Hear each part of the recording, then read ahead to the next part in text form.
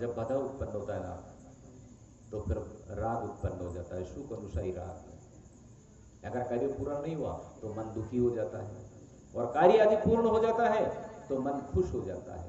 यानी सीधे सी भाषा, सीधे सी बात में अगर हम कहें तो मन के अनुकूल जो कार्य हो जाता है ना, उससे आपको सुख की अनुभूति होता है, और मन के प्रतिकूल जो कार्य होता है ना, उससे आपको दुख की अनुभूति होता है। सुख और दुख दोनों अस्थायी है, कोई स्थायी नहीं है। मान लो कि सुख मिल गया थोड़ी देर, एक दो दिन, एक पल, फिर दुख। तो सुख दुख ये दोनों अस्थायी है।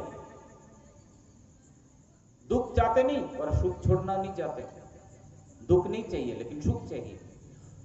सुख भोगने के पीछे, और सीधे तरह से सुख भोगने के पीछे जो चाहत है वही दुखों का कारण है।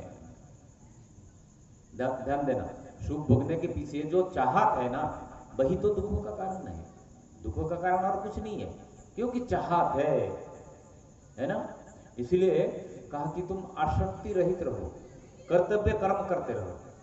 कौन सा कर्म? कर्तव्य, जो आपका दायित्व है, जो आपका कर्तव्य है। आप परिवार में, घर में, राष्ट्र में, देश में किस पोजीशन में खड़े हो, किस स्थिति में खड़े हो, आपको आपकी स्थिति का बोध होना चाहिए। आपको अपनी स्थिति का ज्ञान होना चाहिए कि मैं कहां पर, किस पद पर, किस जगह पर, किससे अलंकृत होकर के मैं खड़ा हूं। आपको उसी का निर्वहन करना है। समझ में आया? उसको बोलते कर्तव्य। कर्तव्य कर्म करो। यदि आप कर्तव्य कर्म करो